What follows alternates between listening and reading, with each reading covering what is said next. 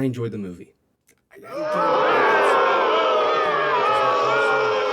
Hello there and welcome back to the channel. Today we're going to be talking about Ant-Man and the Wasp: Quantumania.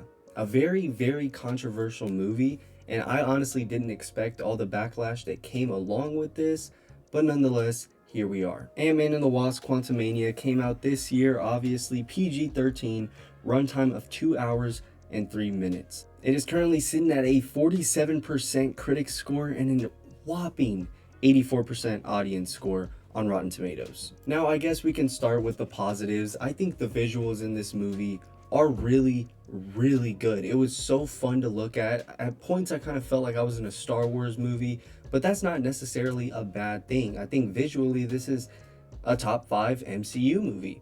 Visually, not story and overall wise. I will say some of the humor was landing for me. There were some parts where it was kind of taking me out, you know, like most Marvel movies tend to do, but for the most part it was kind of fun. You know, it was a really fun time. I was in a packed theater, everyone was laughing, everyone was gasping, which takes me to my next point. Jonathan Majors as Kang the Conqueror. We are going to talk about this performance for years to come. I think he was phenomenal in this, and I really hope we get to see more of him in the future, which I don't doubt that we will, based on some things that happened in the movie, but I'll save that for the spoiler section. Some other positives, if you want to look at it in a good light, I think in terms of setting up the future of the MCU, I think this did a pretty good job. There are some things that I didn't like. There are some decisions that I might have changed if I were in control, but we all know how that would go. It wouldn't go well. I trust Peyton Reed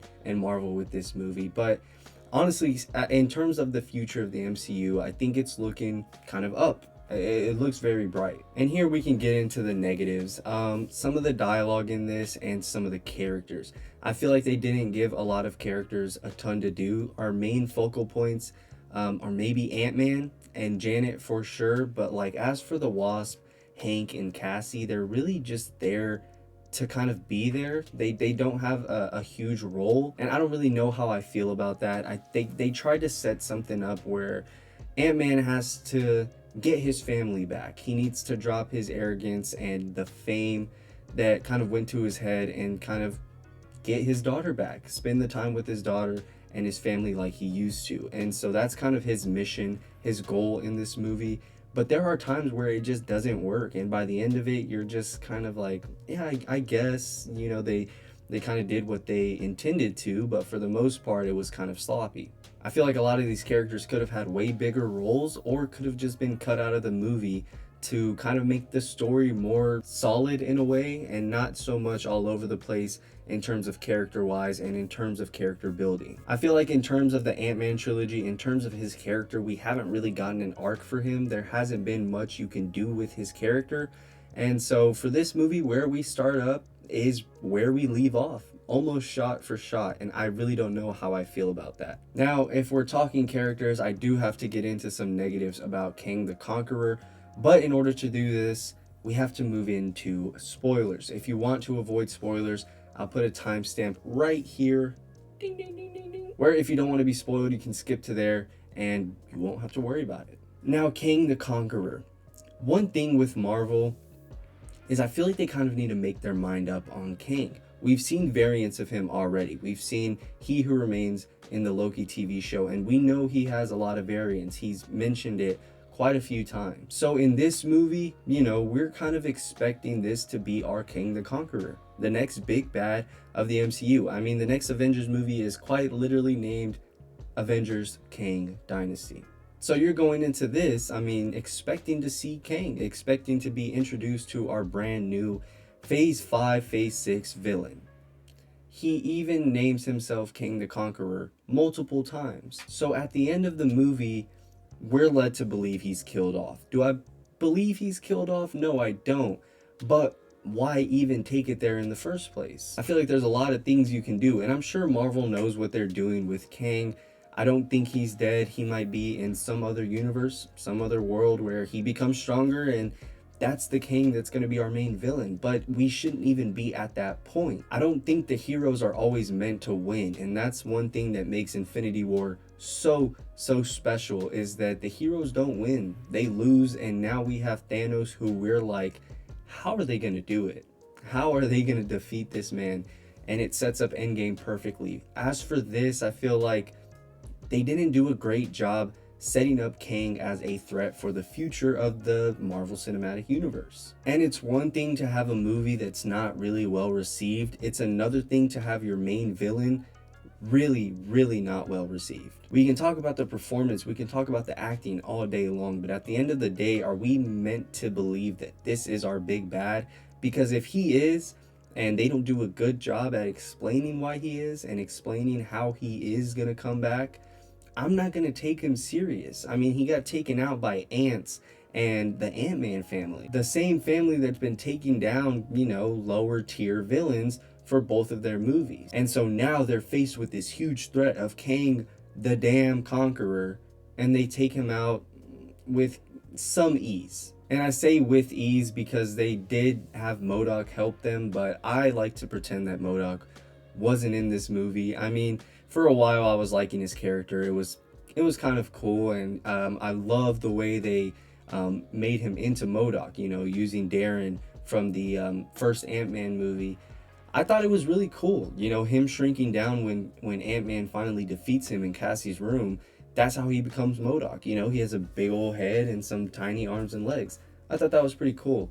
But at the same time, they tried to give him an arc that kind of redeemed him at the end of the movie, and honestly, it didn't work for me. And it came off as like really silly and just like lazy in a way. I hate using that word because I'm sure they have masterminds over there, but honestly, it did come off as kind of lazy. And that's about it for spoilers, but that's kind of my main thoughts on like my negatives and positives of the movie.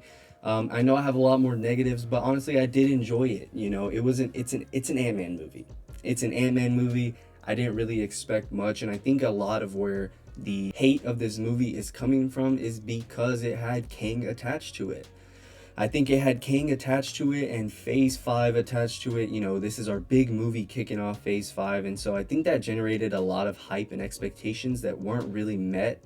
And so that's why a lot of people feel the way they do about this movie. But as for me, I kind of just expected it to be an Ant-Man movie. I mean, we even did a video ranking our most anticipated Phase 5 and 6 projects on my podcast. And I had it around like 10 or 9. And the one thing I said was nobody would be super hyped for this movie if it wasn't for Kang being attached to it. Ant-Man and the Wasp: Quantumania.